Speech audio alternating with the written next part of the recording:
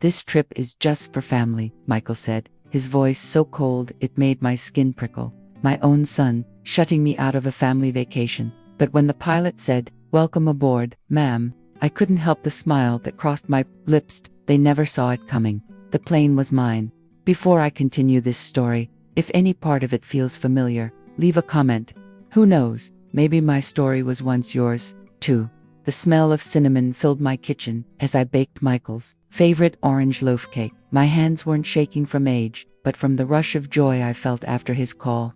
"Mom, we have a surprise for you," he'd said, using that warm tone I hadn't heard in years. "A family trip, all of us together." That line was music to my soul, a melody that brought light back into a part of me I thought had dimmed forever. I'd been invisible in my son's life for too long, ever since Jessica came into the picture and slowly edged me out. Family dinners shrank into private affairs. Holidays turned into tight, exclusive events.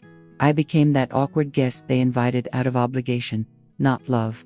But this time felt different. This time, they had thought of me, remembered me, made me feel like I belonged again. I spent days going from store to store, hunting for the perfect outfit. I walked every corner of the mall, determined to find something that would make Michael proud of his mother. I found a coral dress that brought out a glow in me. Comfortable shoes, but stylish. I even treated myself to a pearl necklace I'd been admiring for months. I barely slept the nights before the trip, my mind running wild with dreams of shared laughter, heartfelt conversations, snapshots taken on golden beaches, dinners under the stars. I saw myself fully there again, in his life, where I belonged. I repacked my suitcase over and over like a ritual. I folded each piece of clothing with care. I made sure I had my meds, packed a couple of books for the flight, and even picked out small gifts for everyone. I wanted everything to be just right, to prove they were right to bring me along.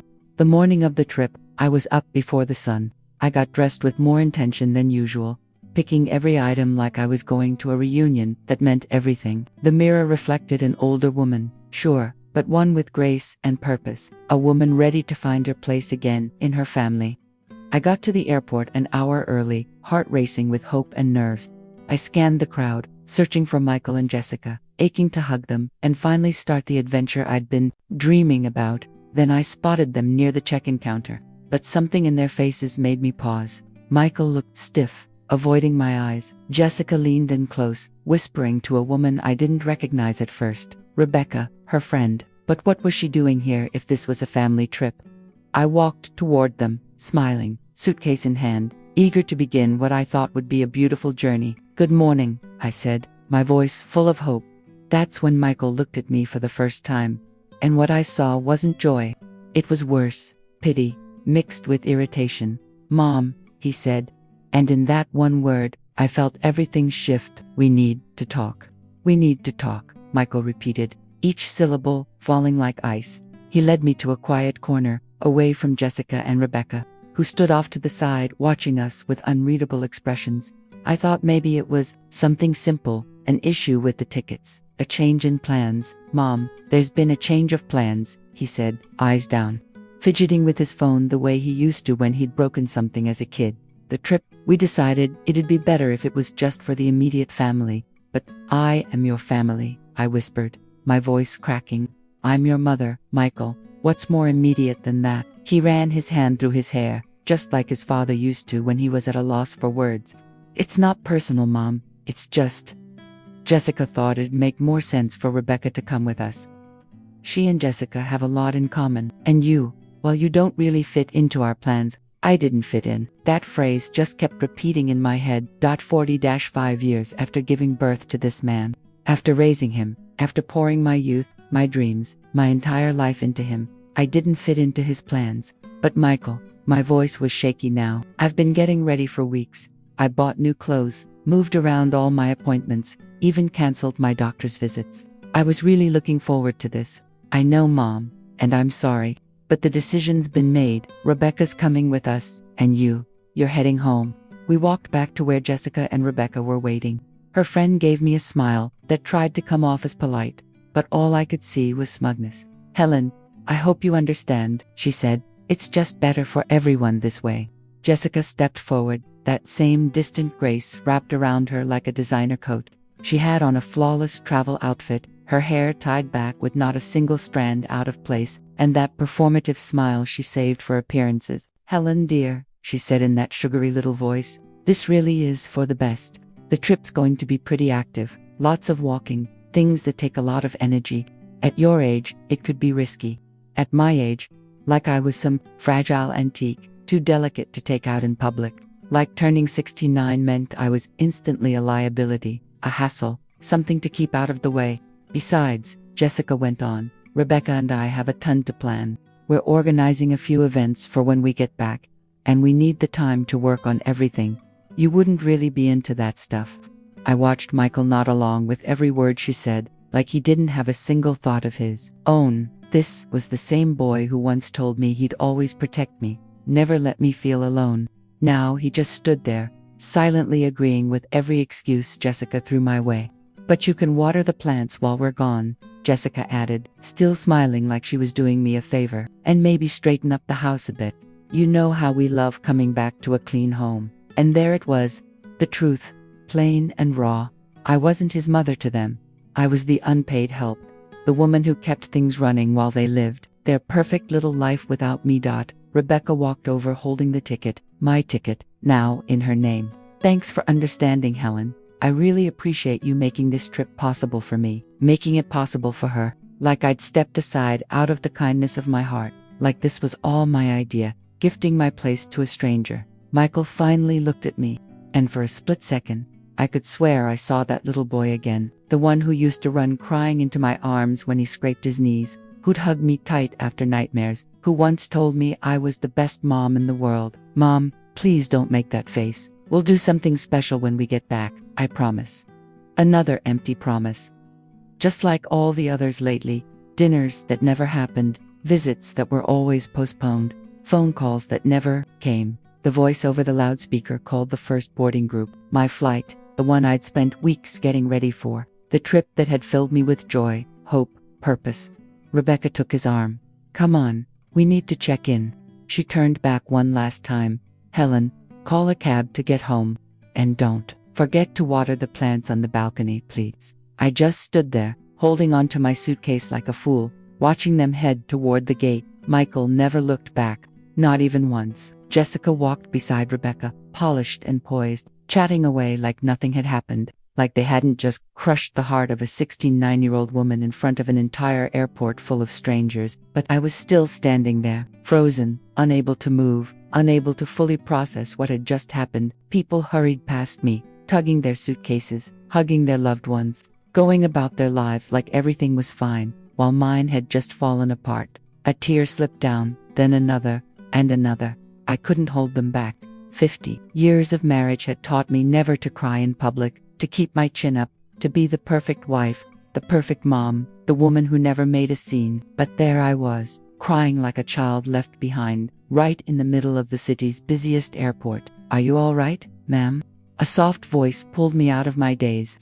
It was a young airline employee, her eyes kind, her expression full of concern. "Yes," I said automatically, brushing my tears away with the back of my hand. There was just a change of plans. She nodded like she understood. Maybe she'd seen it all before. Families falling apart, dreams crushed, hearts breaking in places no one expects. "Do you need help with anything? Changing your ticket, maybe?" My ticket, right? The one that no longer mattered. To a place I no longer belonged, for a trip that no longer had room for me. "No," I whispered. "There's nothing left to change." I started walking toward the exit, dragging my suitcase across the polished airport floor. Every step was heavy, every movement slow, like my body was resisting. The noise around me faded into a blur, like I was underwater, cut off from the world. I reached the taxi line and stopped. Where was I even going? Back to my empty house. To those walls that had felt like a cage since I lost my husband 5 years ago. To that house where Jessica's thirsty plants were waiting, where their laundry was probably piled up in the basket, where their fridge needed cleaning before they got back. "Taxi, ma'am?" the driver asked, already impatient. "Yes," I said quietly, and gave him the address. On the ride home, Jessica's words kept echoing in my head. "At your age, you could get hurt. like I was some fragile, useless woman, like 69 was some kind of illness no one wanted to deal with. When did I start believing that? When did I let them decide what I could or couldn't do? I thought about my mother, who traveled across Europe alone at 70, who learned to use a computer, who lived boldly until the very end. But I wasn't like her. Somewhere along the way, I became small, afraid, someone who needed permission just to exist in her own son's life. When I walked into the house, the silence hit me hard. That same silence I'd lived with for years. I left the suitcase at the door and went straight to my bedroom. I sat on the edge of the bed and stared at my reflection in the dresser mirror. The woman looking back at me seemed broken, faded, invisible, like my entire life had been reduced to this. This rejection, this quiet erasure, this feeling that I wasn't even worth the price of a plane ticket. I picked up my phone to call Brenda, the only real friend I had left, the one person who might actually get how I felt. But as I started to dial, I stopped. What would I even say? How could I admit that my own son had replaced me with his wife's friend? How could I say out loud that I'd been foolish enough to believe they wanted me there? I hung up before she could answer. I stood and walked over to the closet. There was the coral dress, still hanging neatly, along with the new shoes I bought for the trip. I reached out and touched them, remembering how excited I was when I picked them out, how happy I'd felt just imagining the moment I'd wear them. And then something inside me snapped. It wasn't loud, and it wasn't anger. It was quiet, steady. It was the moment I finally understood that I had spent my whole life chasing love from people who had already decided I didn't deserve it. I picked up the coral dress and held it in front of me. It was beautiful, flattering, made me feel alive. I'd bought it to impress a family that saw me as nothing but an inconvenience. I'd spent money I didn't really have on clothes for a vacation. I was never truly invited to it. But for the first time in what felt like forever, instead of sinking into self-pity, I felt something entirely different. I felt anger, pure, sharp, and steady, rising from deep in my gut and spreading through me like fire. It wasn't directed at Michael, even though part of me hated what he had become. It wasn't aimed at Jessica, though her coldness had been downright cruel.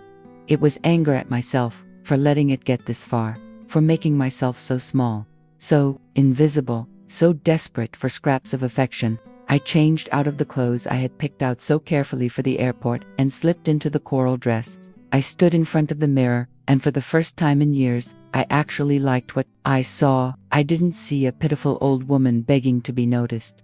I saw a 69-year-old woman who had raised a son, held a marriage together for 50 years, survived the death of her husband, and deserved far more than the crumbs she'd been given.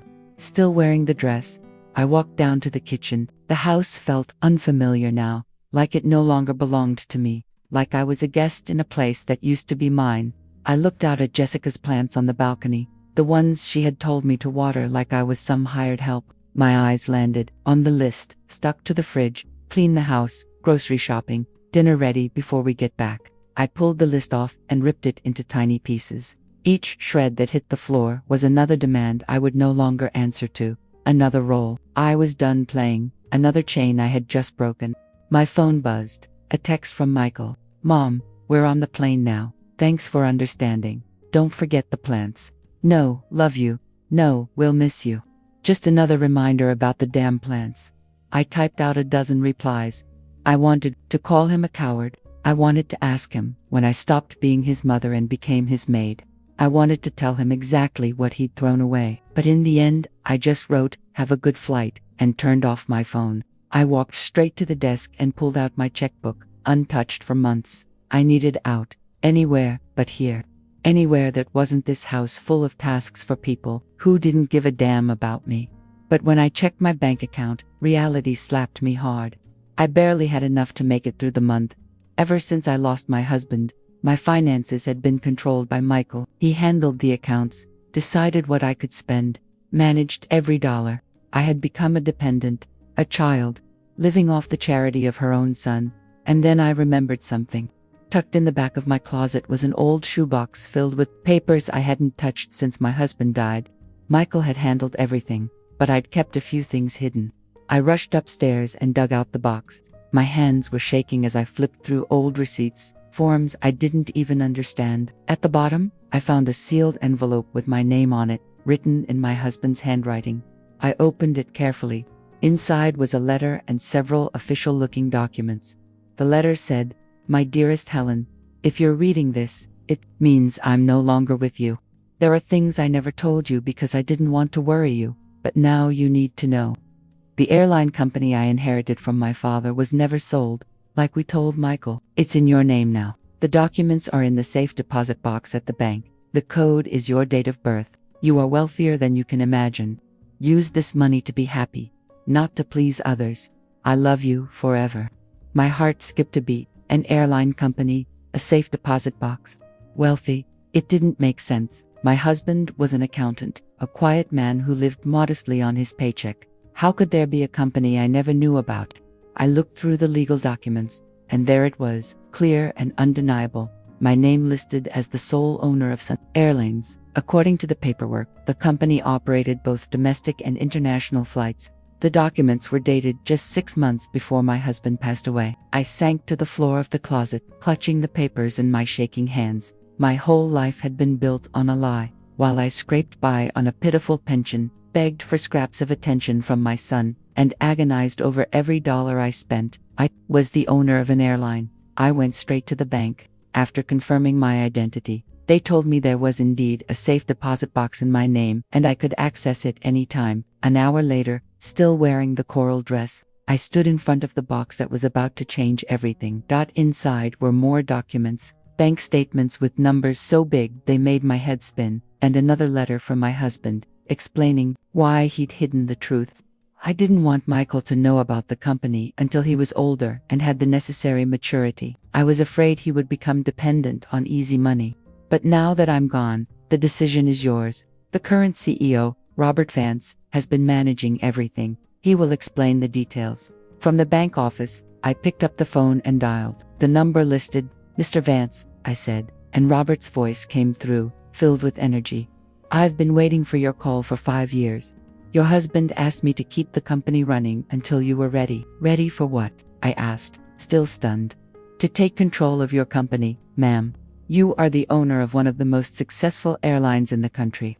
Would you like to meet to go over your options?" 2 hours later, I sat in a sleek office in the heart of downtown as Robert walked me through the reality. I was a millionaire. My company employed hundreds of people. My planes were in the air as we spoke, and my son never knew a thing about this. I asked. "Your husband was very clear.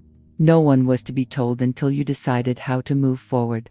I thought about Michael, mid-flight, to his beachside dream, texting me instructions about watering plants, treating me like the help, while sitting aboard a plane I owned. "Robert," I said, smiling in a way I hadn't in years, "I need you to check something. Flight 3247 to Hawaii, the one that left this morning. Do we have details on that?" "Of course, ma'am. That's one of ours." He pulled up the flight log. 3 passengers under the Ramirez family. "Is there an issue?" "Not exactly an issue," I said, grinning. "But I think it's time they meet the real owner of the airline." I flipped through the documents confirming I held full ownership of Sunstream Airlines. "Robert, I'd like a special favor. That flight, 3247, I want every detail on the passengers."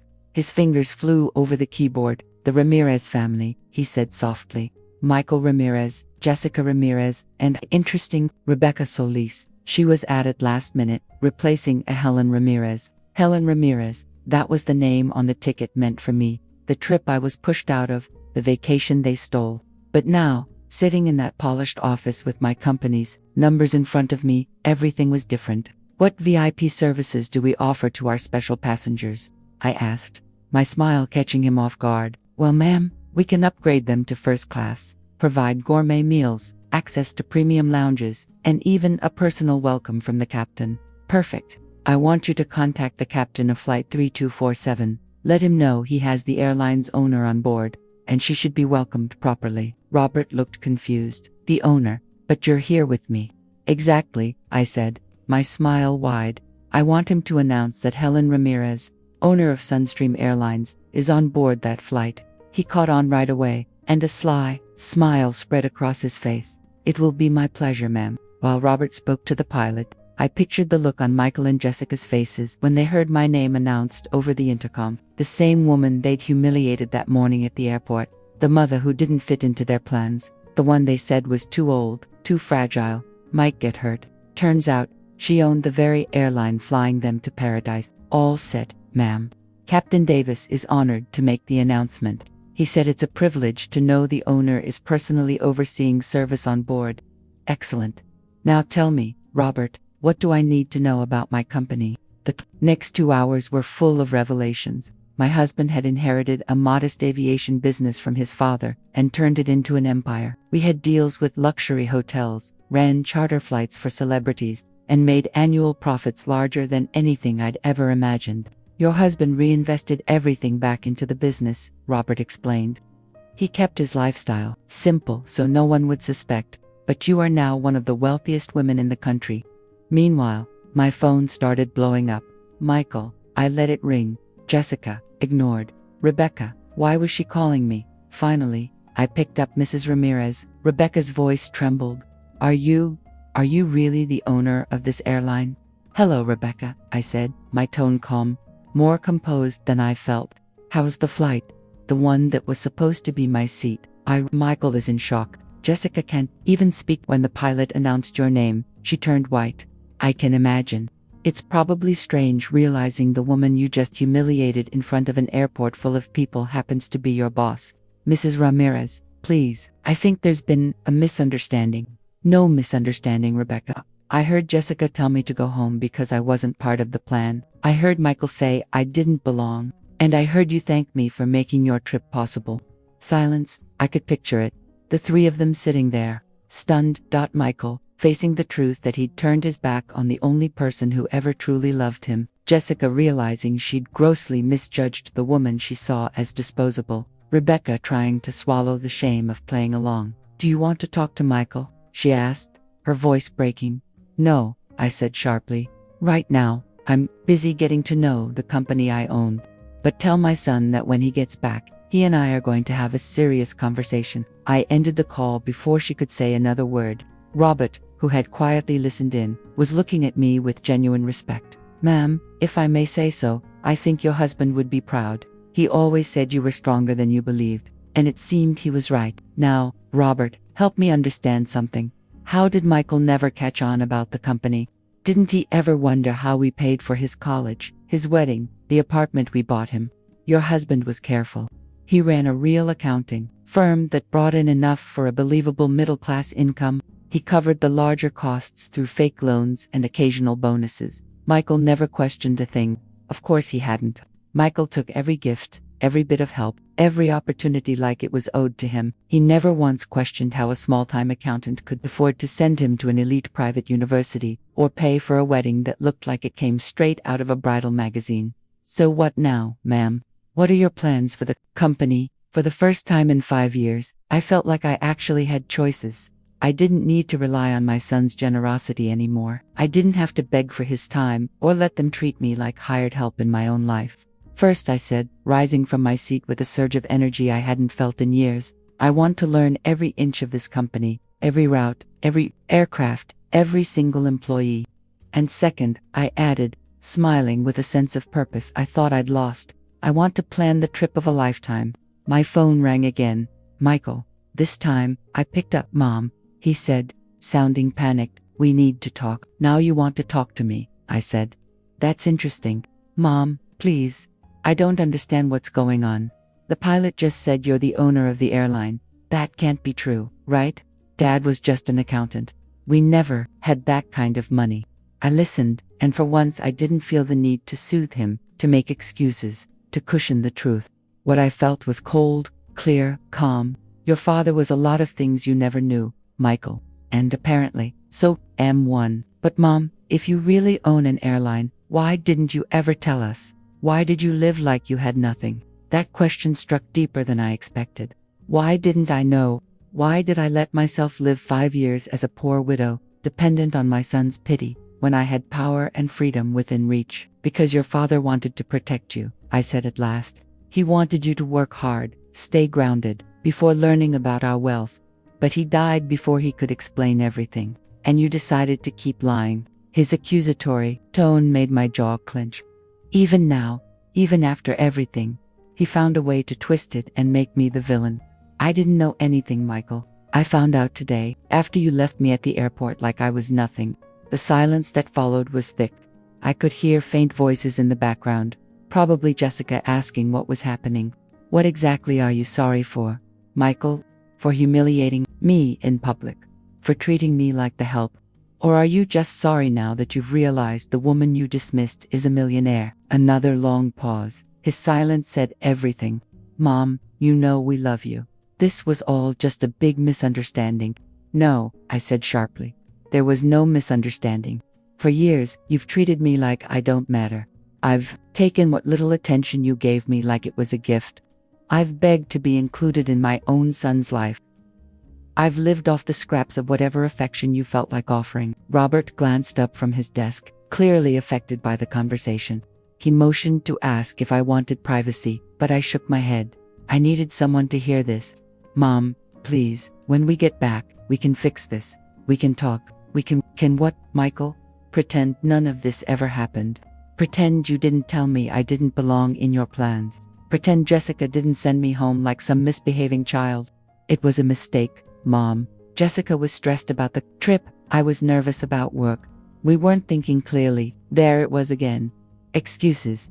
Justifications. Anything but a real apology. Anything but admitting they had deliberately pushed me aside. You know what, Michael?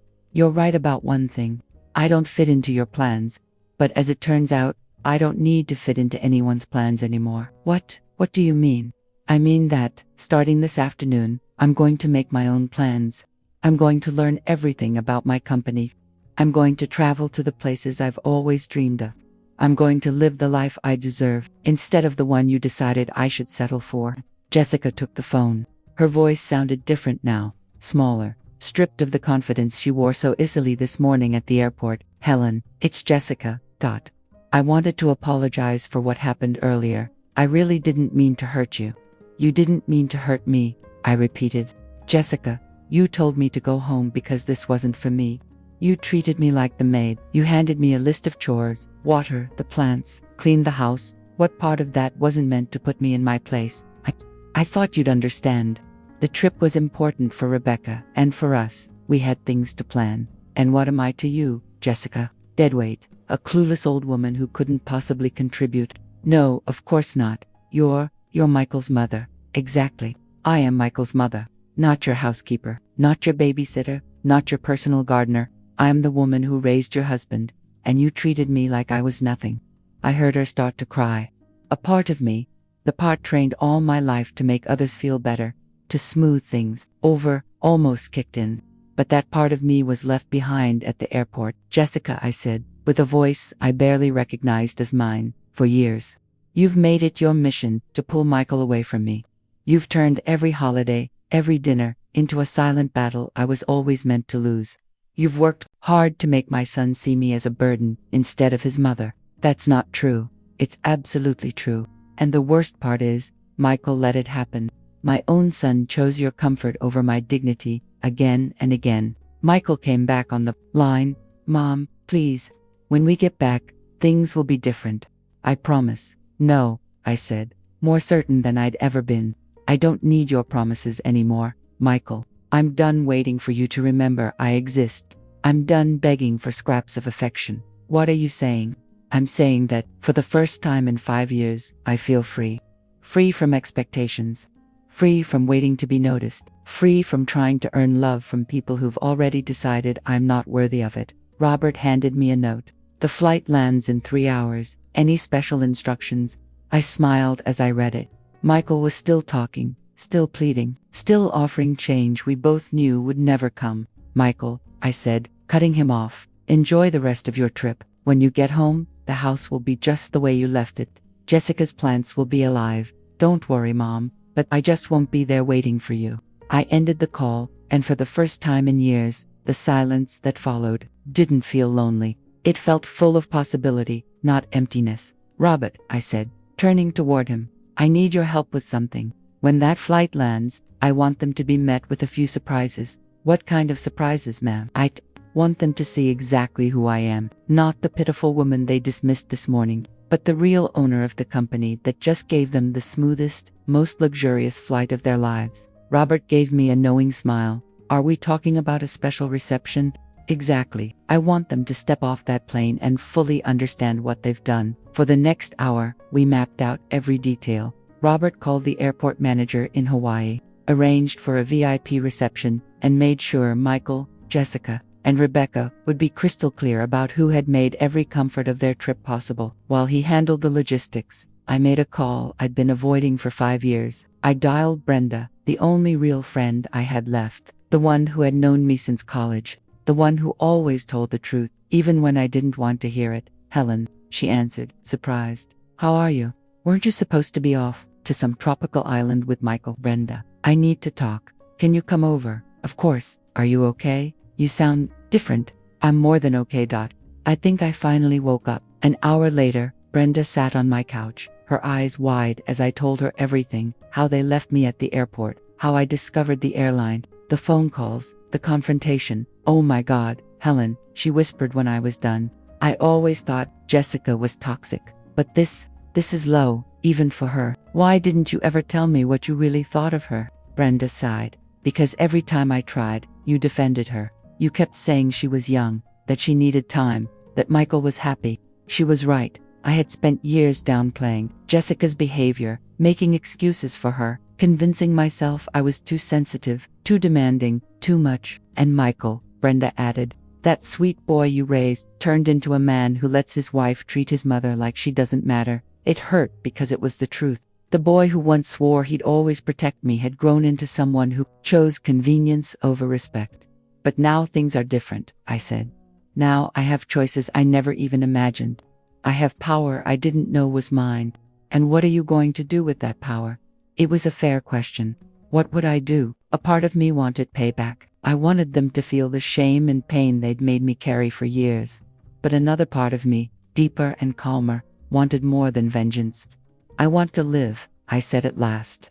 I want to live as the woman I really am, not as the ghost I let myself become. Brenda smiled. Now that's the Helen I remember from college. The one who was fearless, bold, and impossible to ignore. Yes, that was me, wasn't it? You were the only one in our class who dared to contradict the professors when they were wrong. The one who organized student protests. The one who stood up for the quiet girls when someone made fun of them. I struggled to recognize that woman. 40 years of marriage and motherhood had buried the rebellious Helen under layers of compliance and sacrifice. You know what the saddest part is, I told her. I spent so much time trying to be the perfect mother, the perfect mother-in-law, that I forgot how to be me. It's not too late to remember who you are. My phone rang. It was Robert. Mrs. Ramirez. I have news from the airport in Hawaii. The flight has landed, and your guests have received the full message about who you really are. How did they react? According to the airport manager, Michael was a mess. Jessica couldn't stop crying, and Rebecca looked like she wanted the ground to swallow her whole. They were given the letter you dictated and a special itinerary for the rest of their stay. The letter was direct but elegant. It explained that all the luxuries they were enjoying, the 5-star hotel, the private excursions, the gourmet dinners, were courtesy of the woman they had humiliated that morning. It told them they could enjoy the trip they had stolen from me, but that upon their return, they would find a very different world. And the special itinerary, I asked. Every activity is accompanied by a small plaque that reads, courtesy of Helen Ramirez, owner of Sunstream Airlines. The hotel manager will also be reminding them frequently that they are enjoying their stay, thanks to the generosity of the woman they excluded from the trip. I couldn't help but smile. It wasn't exactly revenge, but it was poetic justice. Perfect. Now, Robert, I want you to organize something for me. I want the best trip you can put together. I don't care how much it costs or how far it is. I want to see all the places I've always dreamed of. When would you like to leave, Mom? I looked at Brenda, who was beaming with pride. I looked at my house, filled with memories of a life that no longer belonged to me. I looked out the window at a world I was finally ready to meet. Tomorrow, I said. I want to leave tomorrow. Brenda applauded. Helen, can I come with you?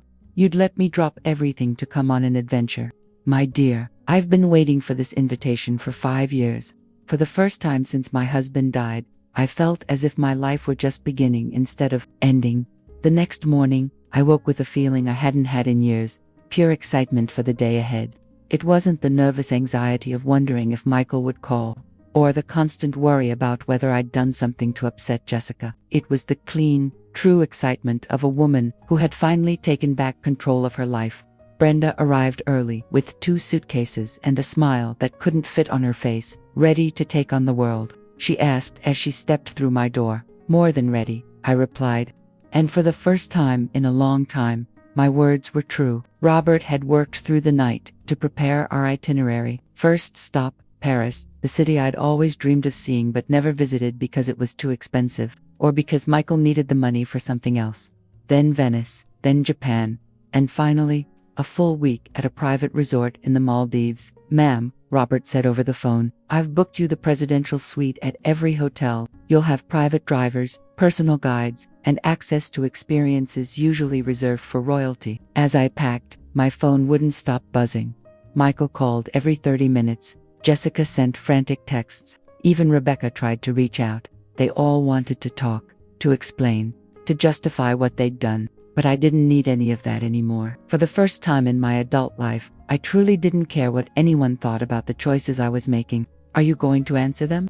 Brenda asked as she watched me silence another call from Michael. "Eventually," I said. "But not until I remember who I am without them." At noon, a limousine pulled up for us. The driver, Isaiah, worked for my airline, an older man who had been with my husband for 20 years without me knowing. "Mrs. Ramirez," he greeted me warmly. "Your husband talked about you all the time. He said you were the strongest woman he knew, but that you forgot your own strength." His words hit deeper than I expected. My husband had seen something in me that I had lost, buried under years of trying to please everyone else, always putting myself last. At the airport, everything was different from the embarrassment of the day before. We were treated like royalty, escorted through private entrances, respected the way the owner of the airline should be. The contrast from the last 20 hours was so sharp it felt surreal.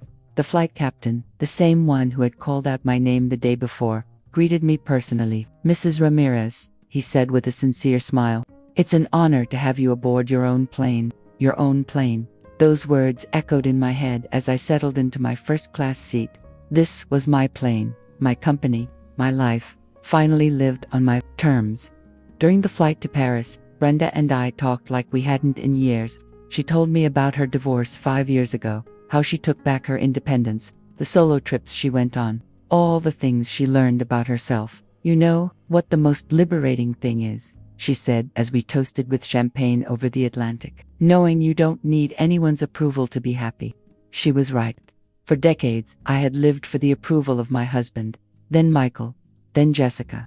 I measured my value by how satisfied they were with me, how helpful I was, how little I'd disrupted their lives.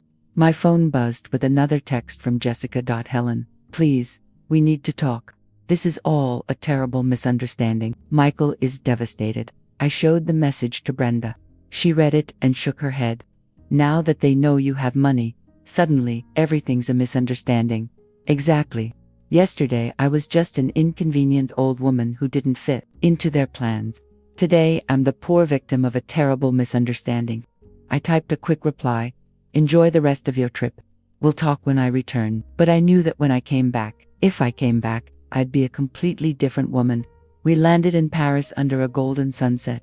The city stretched before us like a promise finally kept, a dream finally realized, not because it was Paris, but because it symbolized everything I'd always wanted but never gave myself permission to have. At the hotel, the suite was bigger than my entire house. It had a view of the Eiffel Tower, a grand piano, and fresh flowers in every room.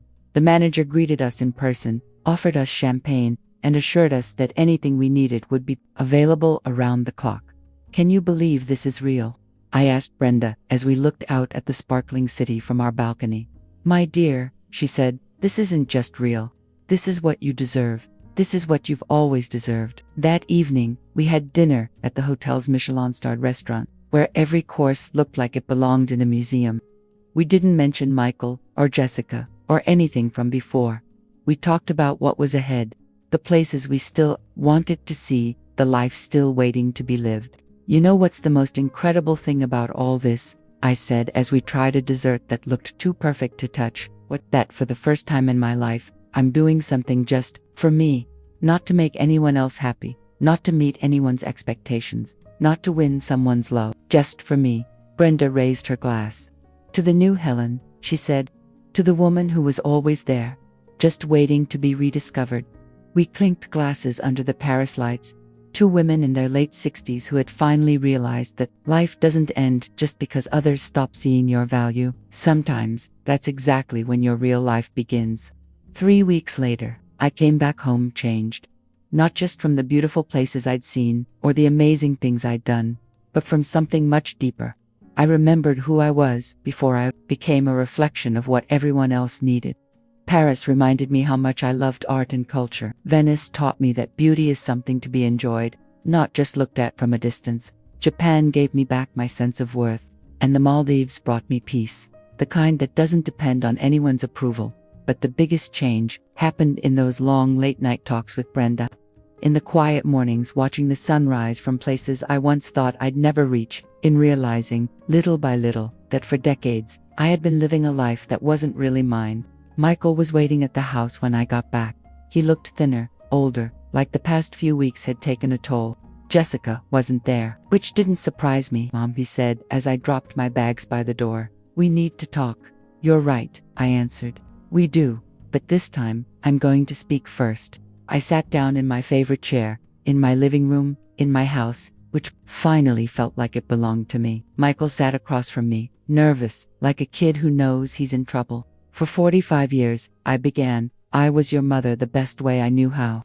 I gave you everything. I let go of my dreams for yours. I shrank myself so you could grow. After your father passed, I kept doing it because I thought that's what a good mother does. Michael opened his mouth, but I raised a hand. I'm not done. When Jessica came into the picture, I let her push me aside because I thought a good mother-in-law should make room. I settled for scraps of affection because I thought they were better than nothing. I sat on the sidelines of your life because I believed that was love. Mom, I never wanted, but you did want it, Michael. Every time Jessica made me feel small and you stayed silent, you made a choice. Every time I was treated like staff and you let it happen, you decided what kind of man you were going to be. And that morning at the airport, when you told me I didn't fit into your plans, that was the moment you finally showed me exactly where I stood in your new life. His face was wet with tears, but I felt strangely at peace. I wasn't speaking from hurt or anger. I was finally speaking from a place of truth. I'm sorry, he said softly. I'm sorry for everything. Jessica is sorry, too. She wanted to come and apologize, but I thought it would be better if we talked first. Jessica is sorry, I asked. Or is she just sorry she found out the woman she humiliated turns out to be a millionaire? Michael didn't respond, and that silence told me everything I needed to know. Michael, you're my son, and I'll always love you, but I'm done living off the scraps of your attention. I'm done being treated like an outsider in my own family. What does that mean? He asked. It means things are changing. First, I'm moving. His eyes went wide. You're moving? Where? I've already bought a condo downtown, close to my company's offices. I'm going to be fully involved in running the airline. Your father built something incredible, and it's time I got to know it. But Mom, this is your home. I grew up here. All our memories are here. This house is filled with memories of a woman I'm not anymore. The new Helen needs a new space. I told him everything I had planned. I'm starting a foundation for older women who lost themselves trying to meet everyone else's expectations. I'm going to travel more, see the world that's been waiting for me. I'm going to live each day like it's a gift, not a burden. And us? He asked in a small voice. What about our relationship? That's up to you, Michael. If you want a relationship with me, it'll be one built on respect. I won't tolerate any more disrespect from Jessica. I won't let myself be treated like I'm in the way. And I'm done begging for your time. Jessica really wants to change. Jessica wants to hold on to access to the family money she just found out exists. That's not the same thing. We talked for hours. Michael cried, apologized, promised things would be different, and part of me wanted to believe him. Part of me wanted to go back to being the mother who forgave everything. But I'd learned something important during those 3 weeks. Forgiveness doesn't mean letting yourself be walked over again. I love you, Michael, I said as he stood up to leave. But for the first time in my life, I love myself more, and that's not going to change. After he left, I sat on the balcony with a cup of tea, looking out at the plants Jessica once ordered me to water. They were lush, vibrant, full of life. I hadn't cared for them out of obligation. I did it because I genuinely enjoyed watching them thrive. My phone rang. It was Robert, calling with updates about a new project at the company. As we talked about expansion and future plans, something hit me. I was excited about the future for the first time in decades. 6 months later, my new life was thriving.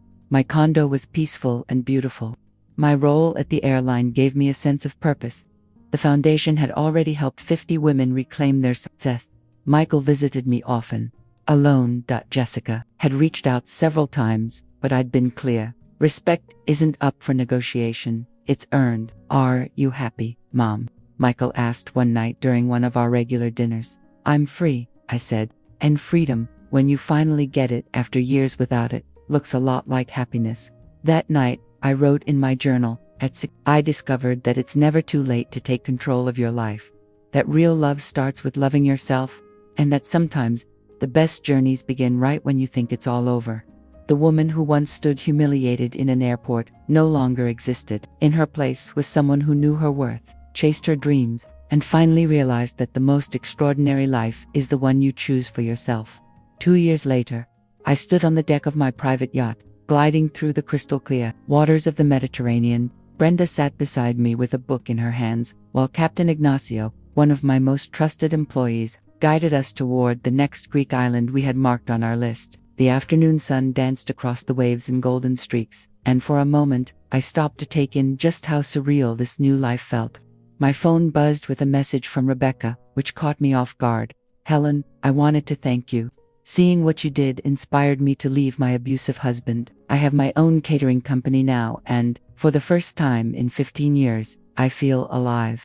Thank you for teaching me that it's never too late to change. I smiled as I read it. Over the past 2 years, I'd received hundreds of similar messages. Women of all ages who had seen my story in magazines, heard about my foundation on the news, and realized they deserved better, too. Every message reminded me that everything I went through had created something bigger than just my own healing. My relationship with Michael had settled into a surprisingly healthy rhythm. We had dinner together every couple of weeks, but always on my terms and in places I chose. He'd started therapy to understand how he let his marriage damage our bond. Jessica had finally admitted that her behavior had crossed a line. While we weren't close, she treated me with respect. She used my name instead of ignoring me. And she'd stopped barking orders about houseplants and errands. What are you thinking about? Brenda asked, catching my quiet smile. Just how strange. Life as I said, the worst day of my life turned out to be the beginning of my real one. If someone told me 2 years ago I'd be sailing through Greece on my own yacht, I would have laughed in their face. Brenda shut her book and walked over to the railing beside me. You know what I admire most about all this?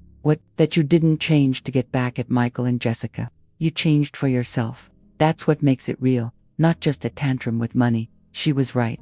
In those first few months after the airport, I was tempted to use my new wealth as a weapon. I could have had Michael fired.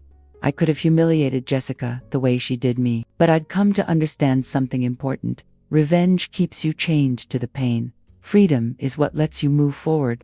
That evening, as we ate at a restaurant with a view of the sea in Santorini, an older woman slowly approached our table. She was neatly dressed, though modestly, and her eyes held a look I knew far too well. The quiet ache of someone who's spent too long being unseen. Are you Helen Ramirez? She asked softly. I read about you in a magazine my granddaughter showed me.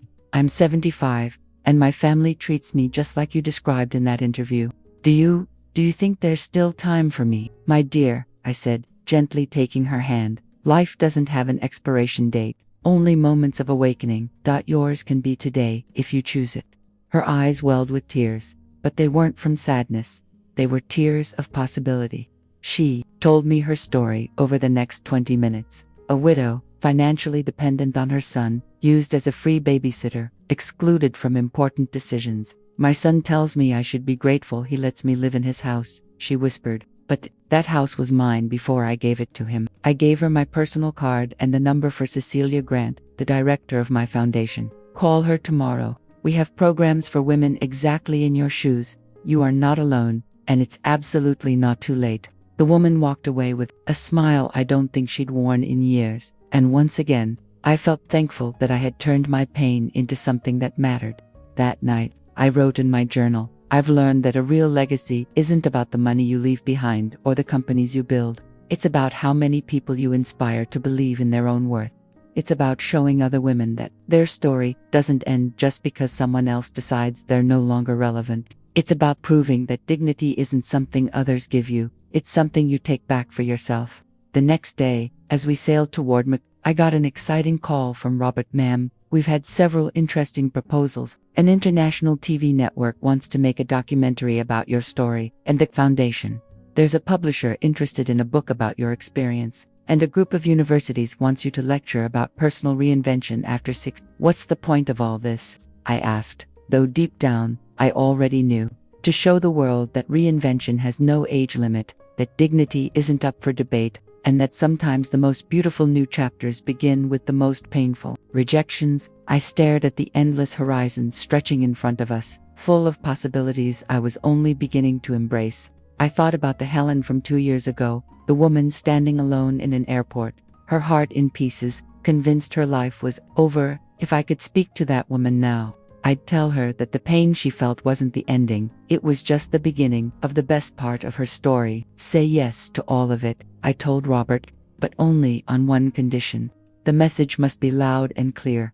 No matter how old you are, no matter how long you've lived for others, no matter how many times you've been made to feel invisible or unimportant, it is never too late to choose yourself. Brenda clapped from her chair.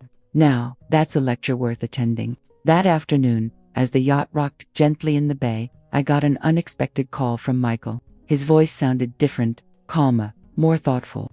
Mom, I wanted to tell you something. Jessica and I started seeing a marriage counselor. We're working on our patterns, especially how we treat the people we care about. I'm glad to hear that. Michael and I wanted to ask you something.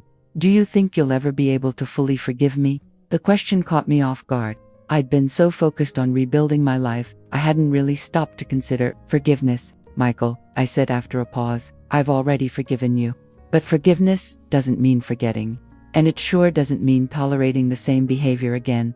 It means choosing not to carry around resentment, because it's too heavy for the life I'm creating now, and us. Our relationship, it's stronger than it's ever been, because it's finally based on mutual respect, not my desperation for your approval.